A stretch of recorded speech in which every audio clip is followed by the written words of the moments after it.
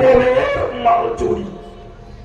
এদের চরিত্র হলো সংখ্যালঘুদেরকে দমিয়ে দিয়ে নিজেদেরকে অত্যাচারের স্টিম রুলার চালাবো নিজেদের পক্ষ থেকে। প্রিয় ভাইরা আমার, আমি আপনাদেরকে বলবো যে কথাই আপনাদেরকে শুনিয়েছি সঙ্গে বলবো, মোদীজিকে ধন্যবাদ, অমিত শাহকে ধন্যবাদ। মাঝে মাঝে একটু খোঁচা দিলে মুসলমানের ইমানি জজবাটা বাড়ে, মাঝে মাঝে ছবল দিলে মুসলমানের গুপ্ত ইমানি জজবাটা সত্য হয়ে ওঠে। এটাই মুসলমানদের আজকের বড় পাওনা। শেষ কথা, আমরা রাষ্ট্রীয়ভাবে দেশের প্রক্রিয়া অনুযায়ী আন্দোলন করব, তবে আমি সবের কাছে আন্তরিক নিবেদন করব, আমরা আধ্যাত্মিকতায় বিশ্বাসী। সকল ভাইয়েদের কাছে আমার দাবি, আপনারা একটু খাস করে আন্তরিকতার সঙ্গে আল্লাহর কাছে একটু দোয়া চান। বিশ্বাস করুন, যেখানে স্কাট কাজ করে না, ক্ষেপণাস্ত্র কাজ করে না, মিসাইল কাজ করে না, ইমানদারের দোয়া সেখানে কাজ করে। সুতরাং দোয়া চান, আল্লাহ এই জালেমদের হাত থেকে এই 130 কোটির ভারতবর্ষে সর্বধর্মের মানুষকে শান্তিতে বসবাস করতে দেন। এইটুকু বলি আমি আমার বক্তব্যের ইতি টানছি। সুন্নতুল জামাতের পক্ষ থেকে যারা এসেছেন, তৎসহ বিভিন্ন সংগঠন থেকে যারা এসেছেন, আমি গুনাহগার সকলের জন্য আন্তরিক দোয়া করি। আমি অল ইন্ডিয়া সুন্নতুল জামাতের নগণ্য একজন খাদেম হয়ে সবার জন্য আন্তরিক দোয়া। সবাইকে আল্লাহর জন্য অত্যাচারী সরকারের বিরুদ্ধে অলিতে গলিতে শহরে নগরে গর্জে ওঠার তৌফিক দিন। আল্লাহ আমাদেরকে গায়বী মদদ দেবেন। আমিন। আসসালামু আলাইকুম।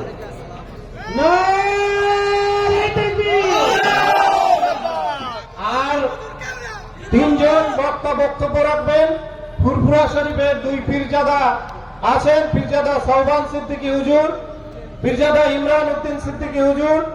তার আগে আপনাদের সামনে বক্তব্য রাখতে আসছেন আজকের এই সমাবেশের প্রধান উদ্যোক্তা, সারা বাংলা সংখ্যালঘু যুব ফেডারেশনের সাধারণ সম্পাদক মাওলানা কামরুজ্জামান সাহেব।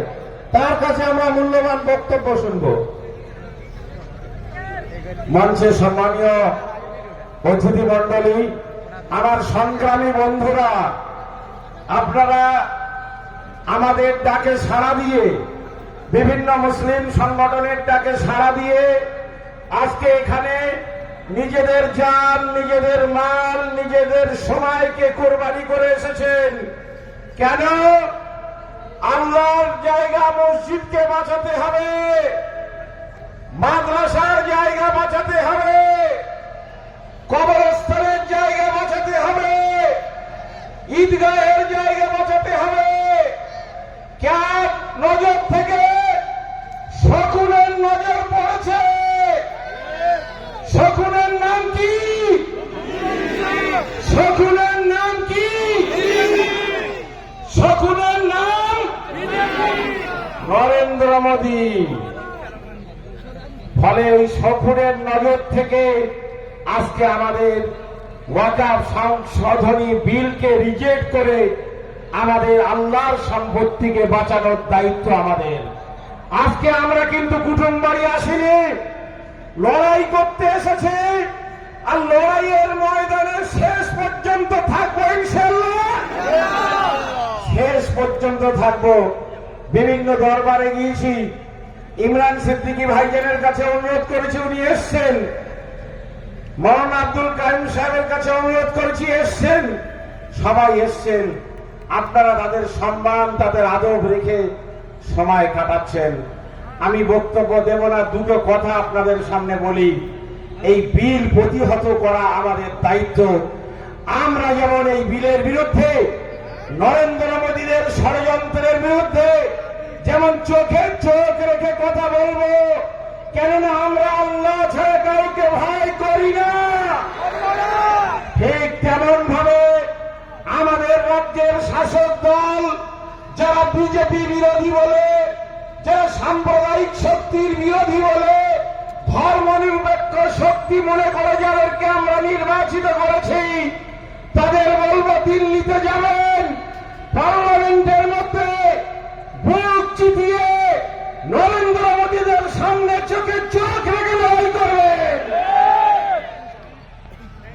পার্লামেন্টের মধ্যে নির্বাচিত করে যাওয়ার জন্য আমরা আপনাদের নির্বাচিত করেছি। বন্ধুদের অনুরোধ করব, ফেসবুকে সোশ্যাল মিডিয়ায় ভাইরাল হয়েছে, অনেক সদস্য আছেন যারা প্রত্যেকটা মিটিং বয়কট করেছেন, তারা অংশ নেননি। জনগণের কাছে কিন্তু কৈফিয়ত দিতে হবে। আমরা তাই অনুরোধ করব, যারা তৃণমূলের পার্লামেন্টের মেম্বার তাদের কাছে, আপনারা 370 ধারা বিলের বিপক্ষে ভোট দেননি। সেদিন আপনারা বয়কট করেছিলেন। তালাক বিলের বিপক্ষে আপনারা ভোট দেননি, আপনারা বয়কট করেছিলেন। অনেক বিশ্লেষক বলেছেন এটা নাকি নরেন্দ্র মোদীদের সুবিধা করার জন্য আপনারা বয়কট করেছিলেন। আমি আপনাদের কাছে অনুরোধ করব, এই বয়কটের লাইনে নতুন করে আর চলবেন না। আপনারা আমাদের যেন আবার আপনাদের বয়কটের ফলে আমাদের যেন আবার নতুন করে নরেন্দ্র মোদী বিরোধী শক্তি তৈরি করতে না হয়। বন্ধুগণ, আমি আপনাদের কাছে অনুরোধ করব যে আমাদের লড়তে হবে। অল ইন্ডিয়া মুসলিম পার্সোনাল ল বোর্ডের সম্মানীয় সদস্যরা এখানে আছেন। হযরত মাওলানা আবু তালেব রহমানী সাহেব, যিনি আজকের এই সভার শ্রদ্ধাভাজন সভাপতি, তিনি তার বক্তব্য রেখেছেন। তিনি বলেছেন যে এরপরে যখন অল ইন্ডিয়া মুসলিম পার্সোনাল ল বোর্ডের সভাপতি এবং সম্পাদক দুজনেই আসবে, আমি বলেছি আজকের হচ্ছে আমাদের সেমিফাইনাল। যেদিন সভাপতি এবং সম্পাদক দুজনেই আসবেন সেদিন হবে ফাইনাল। যদি আজকে শহীদ মিনারে বক্তব্য করতে দেওয়া হয়নি, পিছিয়ে কাল বিকাল বেলা আমাদের অনুমতি দিয়ে বলা হয়েছে লিখিতভাবে যে শহীদ মিনার নয়, রানী রাসমণিতে সভা করতে হবে। আমি জানি শহীদ মিনারে সভা হলে অনেক ভালো সাজিয়ে গুছিয়ে করা যেত, কিন্তু এটা অনেকেই চাইনি। কিন্তু আপনাদের মেহনত, আপনাদের কুরবানি আছে বলে দরিনা ক্রসিং পর্যন্ত, ধর্মতলা মোড় পর্যন্ত আমাদের মানুষ সবাই দাঁড়িয়ে আজকের এই সভায় বক্তব্য শুনছেন।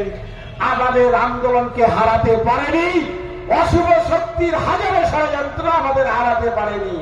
কিন্তু জেনে রাখবেন, এরপরে যেদিন সভা হবে সেদিন কিন্তু ব্রিগেডে সভা হবে, আর সেটি হবে ফাইনাল। তৈরি আছেন? ফাইনাল খেলার জন্য তৈরি আছেন?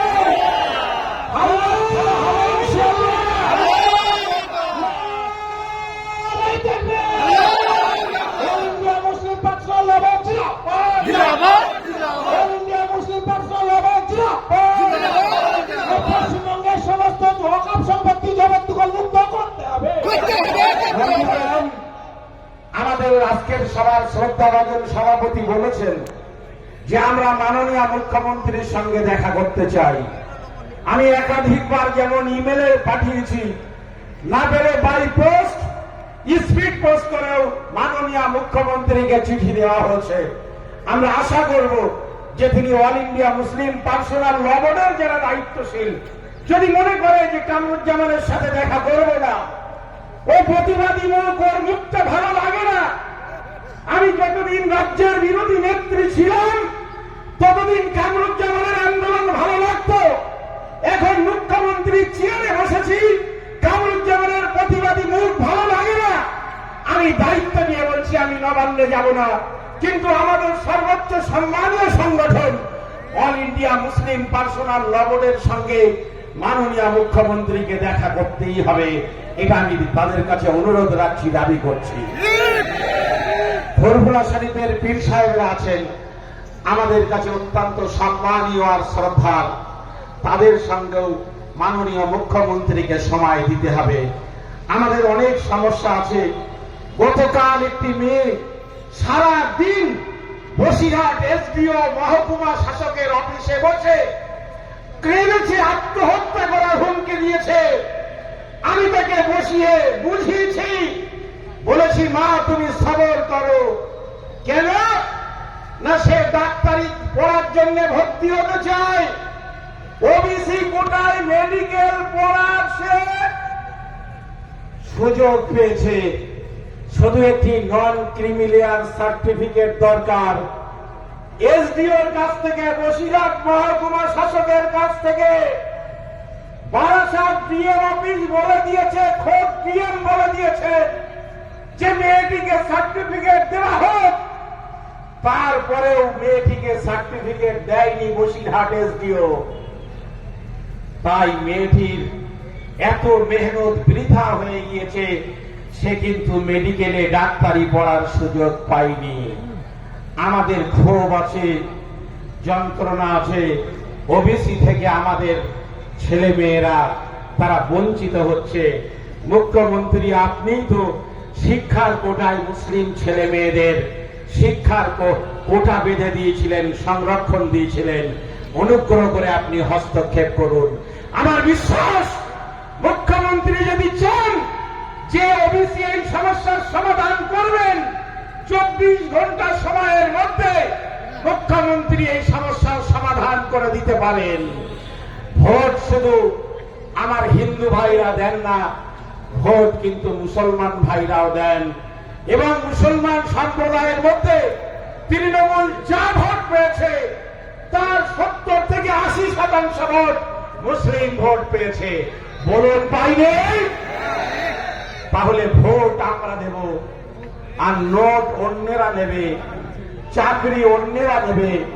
এভাবে আমাদেরকে বঞ্চিত করবেন না। অনেক সম্মানীয় সুধীজনেরা আছেন, তারা বক্তব্য রাখবেন। কিন্তু এ কথা বলি, নরেন্দ্র মোদীরা ঘুমান্ত বাঘকে কিন্তু খোঁচাচ্ছেন। মুফতি আব্দুল কাইয়ুম সাহেব বলেছেন যদি জানান তাহলে কিন্তু কৃষক বন্ধুদের যেমন ভাবে রোখা যায়নি, যদি ওয়াকফ সংশোধনী বিল আপনারা পাস করতে চান, নরেন্দ্র মোদী নয় অমিত শাহ বলেছেন মহারাষ্ট্রে দাঁড়িয়ে যে ওয়াকফ बिल हम लोग पास कराएंगे, तुम जितना विरोध करना है करो।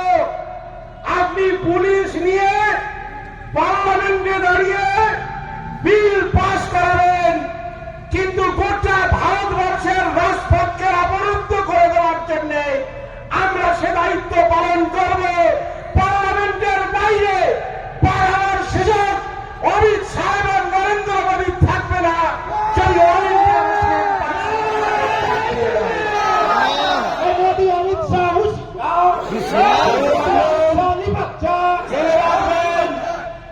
শেখ হাসিনাও ভেবেছিলেন পুলিশের গুলি শেষ কথা বলবে, কিন্তু শেখ হাসিনা বুঝেছে পুলিশের গুলি শেষ কথা বলেনি, জনগণ শেষ কথা বলেছে।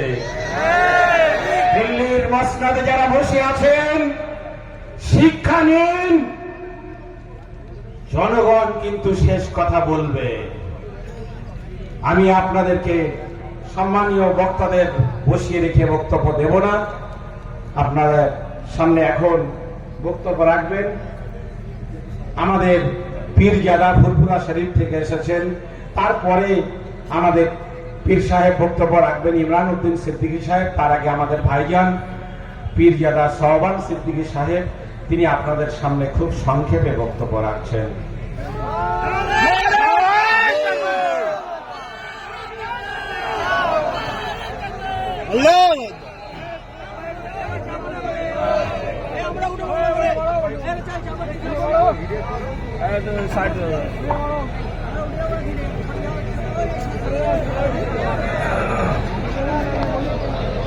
আসসালামু আলাইকুম ওয়া রাহমাতুল্লাহি ওয়া বারাকাতুহু। ইন্নাল হামদালিল্লাহ নাহমাদুহু ওয়া নুসাল্লি আলা রাসূলিহিল কারীম। আজকে আমরা মুসলিম পার্সোনাল ল বোর্ডের সভাপতিত্বে এবং পশ্চিম বাংলার বিভিন্ন সংগঠনের উদ্যোগে আজকে দলবদ্ধ হয়েছি কলকাতার রানী রাসমণি এভিনিউতে। যদিও সভাটা শহীদ মিনারে হওয়ার কথা ছিল, কিন্তু আজ রানী রাসমণি নিয়ে আমরা দলবদ্ধ হয়েছি। মনে রাখবেন, আল্লাহ পাক কোরআনের মধ্যে এলান করে দিচ্ছেন, লান তানালুল বিররা হাত্তা তুনফিকুনা মিম্মা তুহিব্বুন। আল্লাহ কোরআনের মধ্যে জানিয়ে দিচ্ছেন, ততক্ষণ পর্যন্ত তোমরা আল্লাহর কাছে প্রিয় হতে পারবে না, ততক্ষণ পর্যন্ত তোমরা কল্যাণ করতে পারবে না নিজেদের, যতক্ষণ পর্যন্ত তোমাদের ভালোবাসার সম্পদ থেকে আল্লাহর রাস্তায় কিছু না ব্যয় করছো, ততক্ষণ পর্যন্ত তোমরা আল্লাহর দরবারে কল্যাণ হতে পারবে না, আল্লাহর দরবারে উত্তম হতে পারবে না। আজ ভারতবর্ষের যে ওয়াকফ আইনের উপরে হস্তক্ষেপ করা হচ্ছে, মনে রাখবেন, এটা কারো বাবার সম্পত্তি নয়, এটা আমাদের পূর্বপুরুষের রক্তের পানি করা অর্থ দিয়ে আল্লাহর রাস্তায় ব্যয় করে গেছে।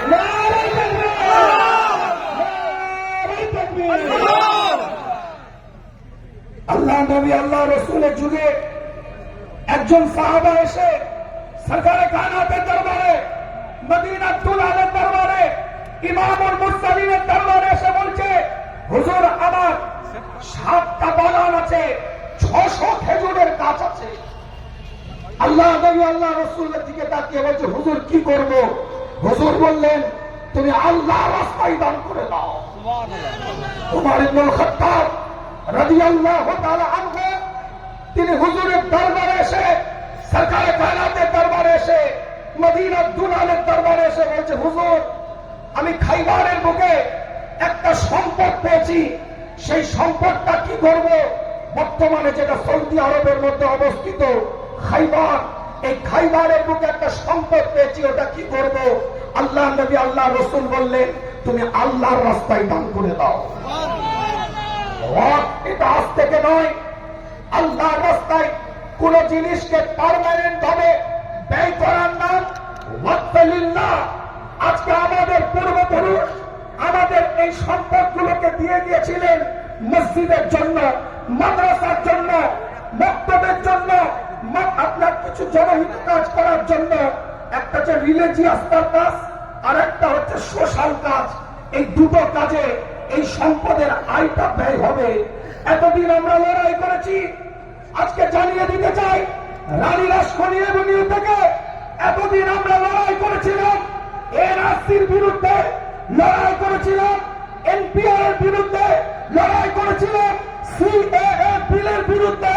মনে রাখবেন, ওটা আমাদের নাগরিকত্বের অস্তিত্বের লড়াই ছিল, ওটা আমাদের নাগরিকত্বের অস্তিত্বের লড়াই ছিল। কিন্তু এই ওয়াকফ বিল, এটা আমাদের ঈমানের অস্তিত্বের লড়াই।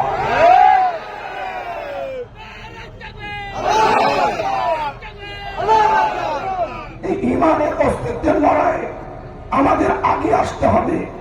মনে রাখবেন, ছোট্ট করে কথাটা বলি, বিস্তারিত ব্যাখ্যায় আপনাদেরকে বক্তব্য দিয়ে আমি কষ্ট দেব না।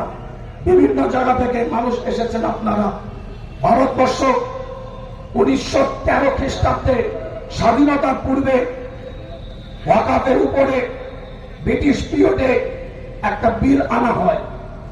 পরবর্তীতে 1923 সালে সেটাকে সংশোধন করা হয়। জাস্টিস আমির আলীর নেতৃত্বে 1936 সালে সেটাকে আইন স্বীকৃতি দেওয়া হয়।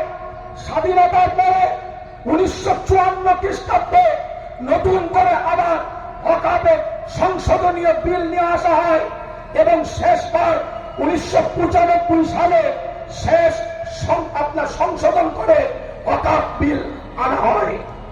আজ যে কর্মকাণ্ডের সাথে আমরা জড়িত আছি, মনে রাখবেন, এ কাজ মানবতার কাজ। এ কাজ আজকে আপনার আমার নৈতিক দায়িত্ব, নৈতিক কর্তব্য বলে আমরা মনে করব, ইমানি দায়িত্ব, ইমানি কর্তব্য বলে মনে করব। আজকে আল্লাহ আমাদের সকলকে দলবদ্ধভাবে, একতাবদ্ধভাবে এক প্ল্যাটফর্মে দাঁড়িয়ে মাসলাক যার যার ইসলাম সবার এই বন্ধ করেন দলাদলি, বন্ধ করেন ইখতিলাফ, বন্ধ করেন জুজিয়াত মাসলাকের ইখতিলাফ। প্ল্যাটফর্ম তৈরি করেন, একটা জায়গায় এসে আপনার মুসলিম পার্সোনাল ল বোর্ডের হাতকে মজবুত করেন, যে হাত যেন এই কালো আইনের বিরুদ্ধে লড়াই করে ভারতবর্ষকে নতুন দিশা দিতে পারে। স্বাধীনতার পিছনে আমাদের অবদান আছে, ভারতবর্ষের স্বাধীনতার পিছনে আমাদের অবদান আছে। আমরা স্বাধীনতা দিয়েছি ভারতবর্ষকে। মনে রাখবেন, যেমন ভারতবর্ষের স্বাধীনতার পিছনে আমাদের অবদান আছে, তেমন ভারতবর্ষের সংবিধানকে অক্ষুণ্ণ রাখা আমাদের দায়িত্ব আছে। শেষ কথা বলে দিয়ে যায়, যেমন অকাপ সংশোধনীয় বিলের বিরুদ্ধে আমাদের কথা বলতে হবে, ঠিক তেমন ভাবে রাজ্যের বুকে যে সমস্ত অকাপ সম্পত্তি ব্যাড ইউটিলাইজ হচ্ছে, খারাপ ভাবে ব্যবহার হচ্ছে, যে পারপাসে ব্যবহার করা দরকার সেই পারপাসে ব্যবহার না হয় হস্তক্ষেপ করে ক্ষমতার পাওয়ার দেখিয়ে নোংরামি করছে, তাদেরও আমাদের বিরোধিতা করতে হবে। রাজি আছে? রাজি আছে? তকবীরে ধ্বনি দেন, নারায়ে তাকবীর। আল্লাহ আমাদের সকলকে কবুল করেন। মঞ্চে উপস্থিত জামিয়াতে উলামা বাংলার বর্তমান সভাপতি আমার পীর আল্লামা মুফতি ইমরান উদ্দিন সিদ্দিকী ভাইজান আছে, আমার কামরুজ্জামান ভাইয়ের দায়িত্ব নির্দেশনায় সুন্দর প্রভাব হয়েছে, বিভিন্ন সংগঠনে সহযোগিতায় হয়েছে। সকলে দলবদ্ধভাবে যখনই ডাক দিলে এক প্ল্যাটফর্মে দাঁড়িয়ে আসার চেষ্টা করেন। ও আখির দাওয়ানা আলহামদুলিল্লাহি রাব্বিল আলামিন। নারায়ে তাকবীর।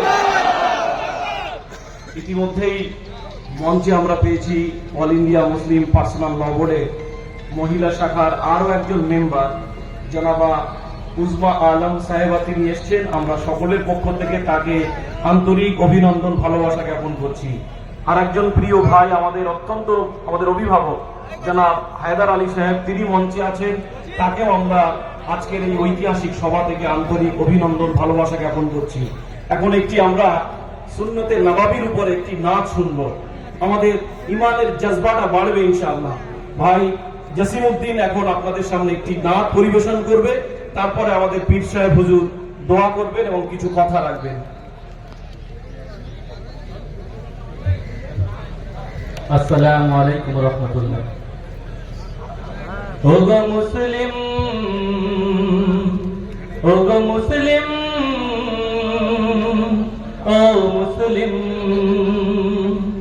ওগো মুসলিম, তুমি ঘুমিও না, হৃদয়ের চোখ খোলো। নিজেদের যত দ্বন্দ্ব বিভেদ আজ থেকে সব ভুলো। ওগো মুসলিম, তুমি ঘুমিও না, নিজেদের চোখ খোলো।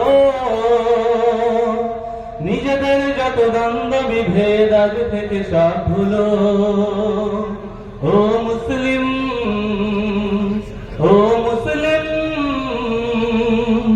ও মুসলিম। বিশ্ব জুড়ে মুসলমানের জীবন আজ বিপন্ন। নিজ ঘর থেকে বিতাড়িত হয়, পায় না বস্ত্র অন্ন। হাজার বনের ইজ্জত আজ হচ্ছে যে লুণ্ঠিত। হাজার বনের ইজ্জত আজ হচ্ছে যে লুণ্ঠিত। ফুলের মতো নিষ্পাপ শিশু মরছে শত শত। ফিলিস্তিনে নিষ্পাপ শিশু মরছে শত শত।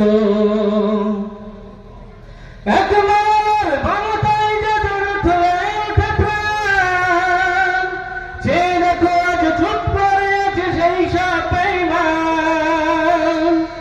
একবার মমতায় যাদের উঠলে ওঠে প্রাণ, যে দেখো আজ চুপ করে আছে সেই সব বেঈমান। মুসলমানের জন্য তবে কি নেই মানবাধিকার? মুসলমানের জন্য তবে কি নেই মানবাধিকার? নীতিহীন এই জাতিসংঘরে জানাই তবে ধিক্কার। ও মুসলিম, ও মুসলিম, ও মুসলিম। ওরা এক হয়ে মারছে তোদের ছলে বলে কৌশলে। যুগ যুগ ধরে পৃষ্ঠ তারাই জুলুমের জাতাকলে। ওরা এক হয়ে মারছে তোদের ছলে বলে কৌশলে, যুগ যুগ ধরে পৃষ্ঠ তারাই জুলুমের জাতাকলে। অনেক হয়েছে আর নাই, আজ একসাথে যাব সবে, এখনো যদি না জাগার জাগবে তবে কবে। চুপ করে থেকে হয়তো ভাবছো পেয়ে যাবে তুমি পার, জেনে রাখো তুমি মুসলিম, ওরা দেবে না তোমায় ছাড়। ও মুসলিম, ও মুসলিম, ও মুসলিম। আসসালামু আলাইকুম। ধন্যবাদ। এখন 1 মিনিটের জন্য আমাদের সংখ্যালঘু যুব ফেডারেশনের সভাপতি সাহেব তিনি কথা রাখতে পারেননি, সবাইকে উনি বললেন যে ম্যানেজ করার জন্য। তো আমার পক্ষ থেকে জনাব মাওলানা আনোয়ার হোসেন কাশিমি সাহেব, আমাদের যুব ফেডারেশনের শ্রদ্ধাভাজন সভাপতি সাহেব, আমি অনুরোধ করছি ওনাকে আজকের এই সমাবেশে কিছু কথা রাখতে। আসসালামু আলাইকুম ওয়া রাহমাতুল্লাহি ওয়া বারাকাতুহু। আজকের এই সংগ্রামী অনুষ্ঠানের স্বনামধন্য সভাপতি মহাশয়কে আমি বিনম্র সালাম শ্রদ্ধা মুবারকবাদ জানাই, যিনি আমাদের কাছে যে আমরা বারবার